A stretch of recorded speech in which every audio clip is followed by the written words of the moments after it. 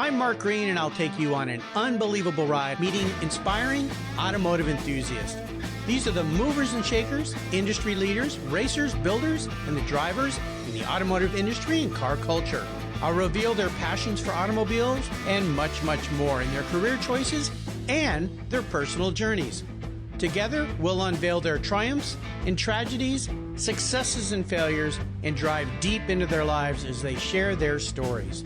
You get to ride along with me on the inspirational journey, and together, we'll put the pedal to the metal here on Cars Yeah!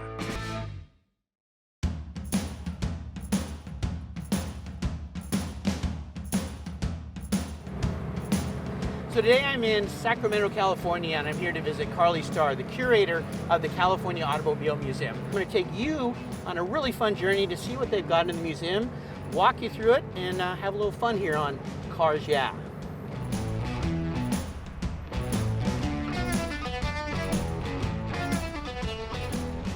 Here we go. Hey, Carly. Hi, Mark. Good to see you. Good to Yes. see you. I'm so happy to be here. Of course. We're gonna have some fun. I'm sitting here looking, 62 Ford Falcon. Yes. Brings back memories of family road trips when I was a little boy. That's why we have it here. Yeah, sitting in the back. I even see some of your curated setups. Remind me of my history with my mom and dad and my sister, and making faces out the back of the car at people as we're going. Cars are part of our lives. They We are. love that. Absolutely. Well, I'm excited to be here. Where do we start? There's so much to see. I think we're going to start at the beginning with the brass era. All right. So let's go. Lead the way. All right. So Carly, when you said start at the beginning, you really meant start at the beginning, didn't you? I saw this car at the Mercedes-Benz Museum in Stuttgart.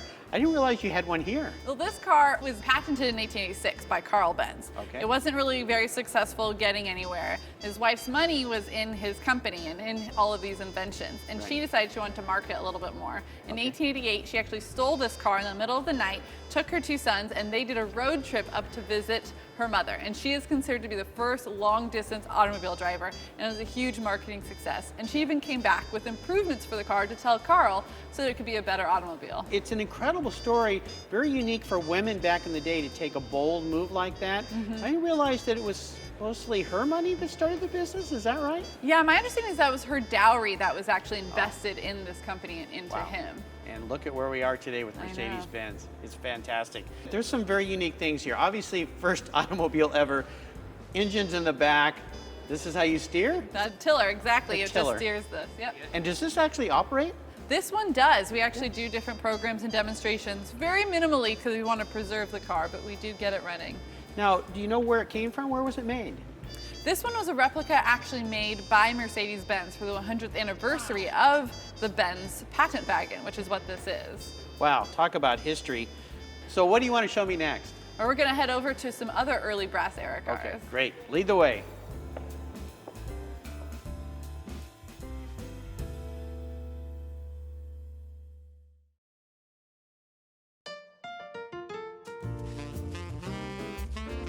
So Carly, you have a lot of very unique cars here, a wide variety, sports cars, general cars, an old Metz, beautiful cars, rare things, I think. You look at white tires. Why were tires white? Tires were white because the rubber is naturally white. Okay, Later, they that's added right. carbon black to it to make it stronger.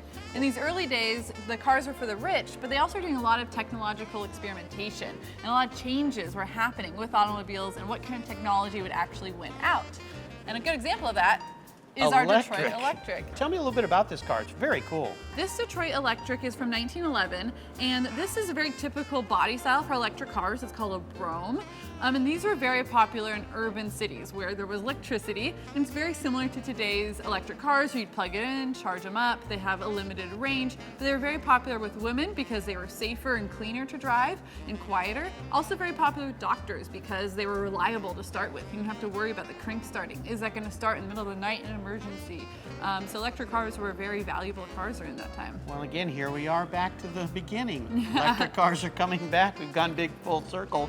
And I see a few other really cool things up here. Let's take a peek at those. Sounds good. So we're into the Depression now. Pretty tough time for the United States and the world. It made a major significant hit on cars, and automakers had to make big changes. So let's start with this one and kind of give me a little history on each of these. We're actually going to start at the newest car in this section, 1940 Lincoln Zephyr. I love the streamlined styling, the more kind of horizontal grille that you start to get more of after World War II. You really see that start with the Zephyr. Oh, here we go. Now we're up to Packard? Exactly, it's a 37 Packard, and the Great Depression was all about people trying to compete and survive. So the example of Packard is that they actually came out with this lower end model, for them at least. This is the lower end. Exactly, to try and reach a new audience and to Wow. have more cars sold. And brighten up the colors so you don't feel so bad, right? Yes, the colors and paint were really important during the 1930s, and we have this Graham with metallic paint, and they Right. actually use a compound from fish scales to get this metallic Fish paint. scales.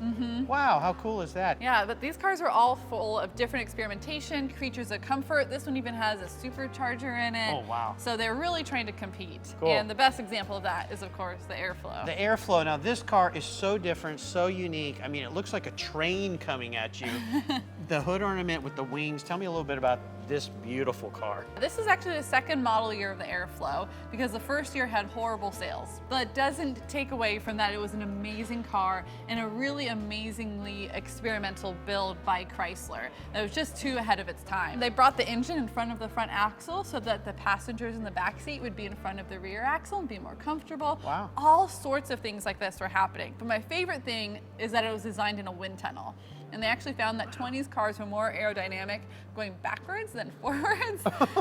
So they used what they learned from the wind tunnels to really design this car. And that's why you start to see it being different with the fenders and headlights all kind of uniform Wow. in the body. Absolutely spectacular. Well, this has been fun. Let's get out of the depression though and move on to a happier time. What's next? We're going after World War II, all full of optimism and jet age. 50s, baby. Let's go. So as we continue in our drive through history here, we're going to be into the 50s now, and things are getting very optimistic. The world's looking pretty good. Chrome is king. So let's take a quick walk down this road. Tell me about each of these cars. Yeah, exactly right. We get the jet age, atomic age, so you get all sorts of styling that kind of reflects that as Right, well. right. One thing that's cool about this is a 1950 Woody, and it's really the end of the Woodies as well. As more steel and more big manufacturing of large sheets Sure. of steel starts to become popular. The Bel Air. Exactly, the Bel Air. And this is a great example you can see of the hood ornament right here with that jet age and everything. Yeah, I love it. That's Yes. pretty cool. Cadillac. Yes, King of the Cadillac. road. That's where all the chrome comes in with Harley Earl, but also the fins and the big styles, and they're just big cars. They're so optimistic. Gas was cheap, new highways, new roads. It was just a really positive time for American culture, and you can really see that with the cars. They're getting more powerful, the horsepower race. You get to have more people going on road trips and comfortable for all the new kids and the baby boomers and the families. And another Cadillac here, which has an interesting history, I understand. Yes, this is a 49 Cadillac. So you get things like it's the first kind of body styling Cadillac with fins. It's got the V8 engine that was really powerful during the horsepower race. But it's also got a really important social history. This specific car was originally owned by a woman in Stockton who was black. And we actually have her original 1951 NAACP pin. Wow. Yeah, we're very lucky to have that. And it really reflects a larger story that Cadillacs were incredibly important to the African American community because Cadillac decided to actually open up and sell the cars to African Americans when they weren't allowed to before. Wow. And that's what saved Cadillac from the Great Depression, but it also created a good relationship with the African American community. Yeah. Beautiful Corvette here, all original? This one is an all-original 1954 Corvette. Wow. Original body, upholstery, paint, and it starts and runs very nicely as well. I love it. It's beautiful. Untouched like the license plate. Yeah. And this car is very important to the U.S., even though it's a British car, the MGTC. A lot of those guys that came over from military brought these cars overseas. They were a sports car that nobody had ever seen over here before, right? Exactly. The Americans loved these cars. They were jealous, and that's actually why the Corvette was made. They had to compete with these cute little British roadsters. Well, very different kinds of cars to drive, but I remember when I was a little boy, my dad had one, 49 MGTC. Remember riding on the left-hand side. I mean, it brings back such wonderful memories and a warmth for me. I'm so happy that you have this car here. You were lucky to have a car like that growing Yeah, up. lucky to have the dad I had too, absolutely. So from here, the great times of the 50s, where do we go? The 60s? Yeah, a little more counterculture, a little more pessimism. Yeah, I see a little VW Bug over there. So let's go into the 60s. Yeah, baby.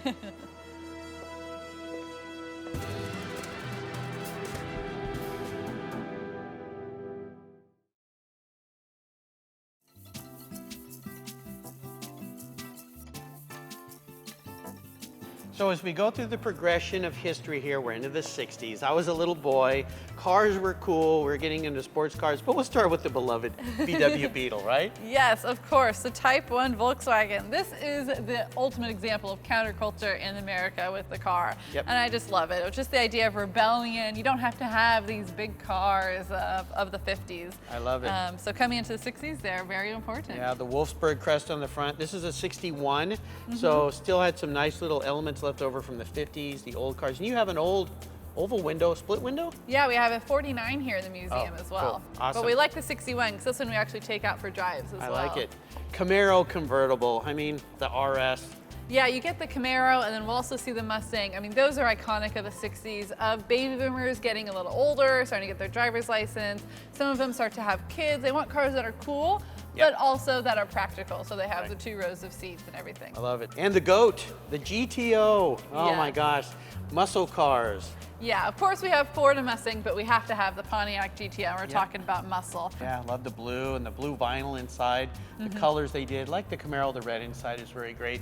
And the pony car, the Mustang. Yeah. Everybody loves the Mustang. Yeah, and for all of these, you really see the styling that's completely changing in the 60s, and the Mustang really exemplifies that. With the flat hoods, the wide, they're much straighter styling as opposed to the big round curves that are happening in the 50s, or big fins. They're a little simpler, but you get so many more options with the car, and you really get to customize the car exactly how you want it. I had a 66 Fastback, one of the most favorite cars I've ever had. They're one of the cars that changed the world. And a big change was happening in the 60s, imports. And we have Yes. the Datsun Z, which set it off for sports cars coming over from Japan. Exactly.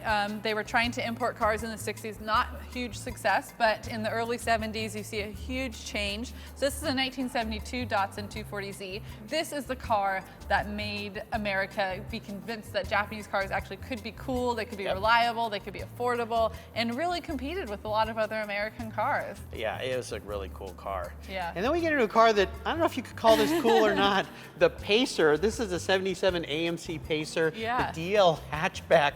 You can't help but smile, but kind of goofy. Yes, it is definitely unique, and it's a really good example of what's happening after the gas crisis and trying to figure out what were the right cars and trying to have better emissions. So this was one option. Maybe you love it, maybe you hate it. Well, I love the interior. I don't remember those interiors. Is this original? This one is all original, owned by the museum. Well, after this era, we move into another time period. Yeah, the gas crisis made quite a mark on Detroit, so we're really going to see what kind of happened with the cars here in the United States. Okay, let's go look. Ah, the Pacer. That is one wild ride. So, Carly, I came to this part of the museum and I kind of got a scowl on my face and I went, what is going on here? This is post-gas crisis, I should say, but why are these cars here? Yes, it's one of my favorite parts of the museum. Okay. So that's okay that you hate it. That's part of the story. No, I didn't say hey. Okay, I good. didn't say I'm hey. glad. I love it if it rolls on rubber. So. Perfect. Yeah, I mean, this is part of the story that a lot of people may not appreciate. They think it's a bad part of car history, but that doesn't mean it's not part of car history. Okay. So we have cars like the 1989 Toyota Camry here. This is incredibly iconic of the 80s. I mean, if you can picture what would be driving in the 80s, it'd be a car like this. Grandma. One of the most successful sedans of all time. Of course. But this is really how people were changing and looking at cars in the 80s. They start to become more appliances, for better, for worse. That is what cars were, and that's the story we want to tell. Absolutely. Now this Plymouth, I think this was owned by a guy that used to be your governor in this state, right? Yes.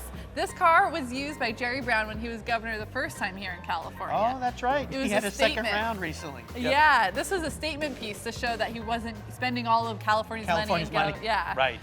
So, 1974 Plymouth Satellite. And this poor thing. Yeah, so the reason why the Camrys were so successful were cars like this. This is an excellent example of Detroit kind of stumbling and floundering around after the gas crisis, trying to figure out what they were doing. So this is a 1981 Chrysler Imperial FS. It stood for Frank Sinatra. So this was a Frank Sinatra trim. It was baby blue like his eyes, the blue interior with a thick carpet, and even the songs and tracks, the whole album you would get inside with the car. My favorite part though is it also is advertised for fuel injection, and it didn't work, so they actually had to recall and install carburetors into it. So this is an Ouch. example of Detroit not doing so well. Yeah, trying, but not they got better. Not quite getting there. 83 Ford Thunderbird Turbo. That makes Yes. it a little cool. This is actually an excellent example of Detroit getting better. This is a 4-cylinder turbo engine. They're starting to experiment with aerodynamics, with the shape of it as well. These start to be more iconic in the 90s. Okay. So this really is Detroit starting to find its place. You're starting to sell me a little bit, but now we're getting to my passion, a Porsche. Yes. There's nothing wrong with 70s and 80s Porsches. I mean, No. they were great. And this car has an interesting history. Jerry Brown's girlfriend drove this car. I think she Yes. was a singer, right? She was, yep. This was Linda Ronstadt's car, although Wow. she bought this after they had broken up. Oh, so wow. she got to have fun in this car all on her own and Yeah. drive around. Wow, that's cool. I love them. And we'll end up with something very cool. Obviously, the Trans Am with the big bird, 6.6 liters. No more gas problems here. We don't care what we burn through the carburetors, through the engine. Tell me about this baby. Yeah, so since the 79, so it actually did have to deal with all those regulation Oh, issues ouch, and everything. okay. So it may not be everybody's favorite Trans Am and Firebird, but it is certainly iconic. And another example of Detroit was really trying to fight its way through and come out with still very cool cars. Yeah, okay. Well, you brought my attention span up a little bit here, but we're going to sit down and talk a little bit about you, how you got involved with this, and more about this beautiful museum. Sounds perfect. All right? All right, let's go.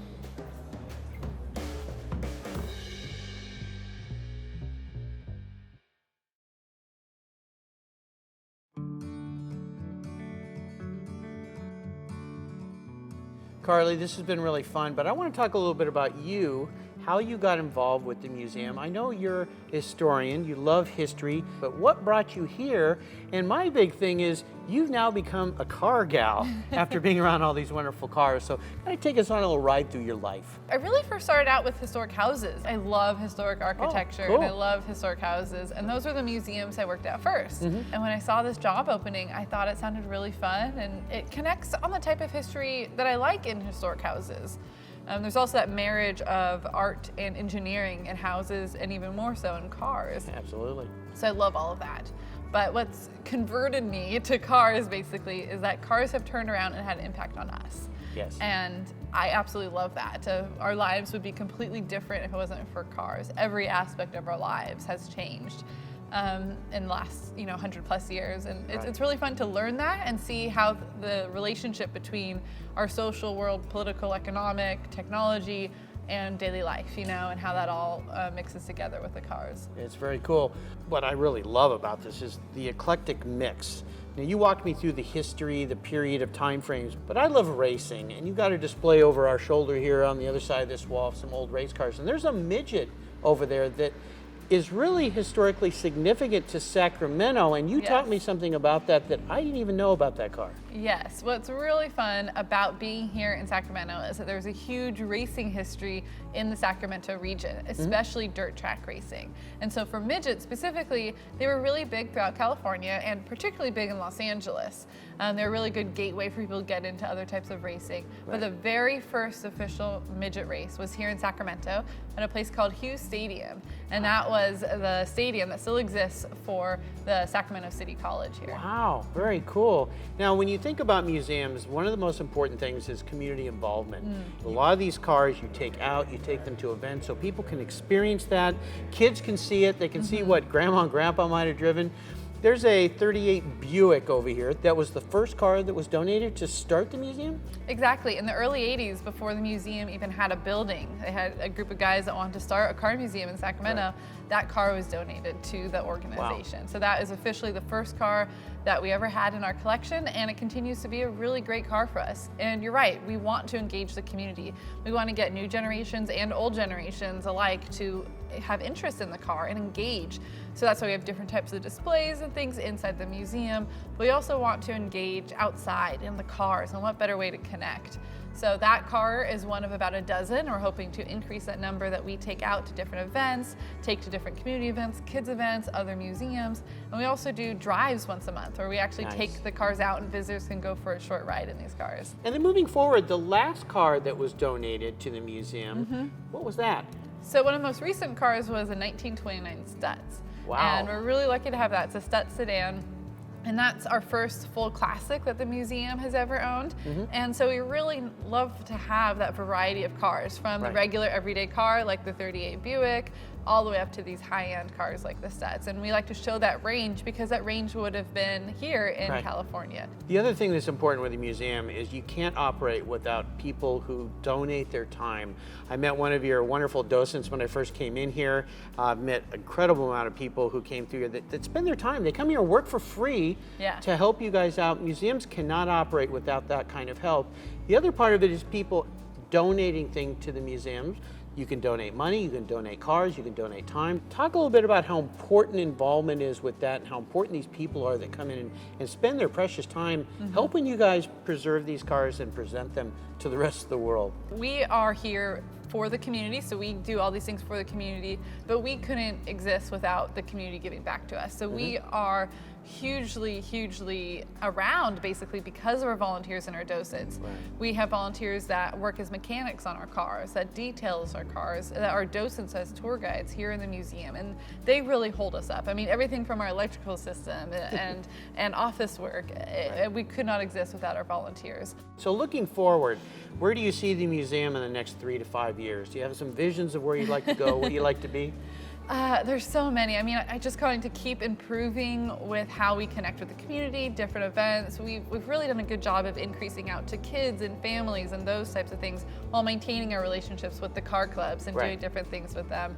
And then here in the displays, trying to improve the context. You know, there's a lot of areas where maybe we have white walls. I would love to see big photo murals or more objects on display that really help to bring the cars to life. And that's the kind of the goal and vision that I'm working towards with a lot of our volunteers' help. Fantastic.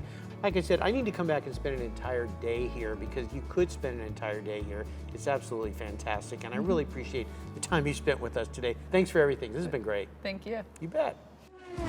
Carly, this was such an awesome day visiting the California Automobile Museum. I mean, awesome. We have a beautiful day here in Sacramento. I had so much fun. I mean, this was incredible. I really want to say thank you for taking me on this tour. Yeah, thanks so much for coming. I had a lot of fun with you. So I'm going to head off in this beautiful Porsche that I was loaned into Sacramento. Any good ideas where to go eat? I think you should definitely head into Midtown. That's all where the hip restaurants and bars are, so you can find any good spot there. I'm a real hip guy, so that's where I'll head. So again, thanks. This was really fun. Thanks for coming. Bye. Bye.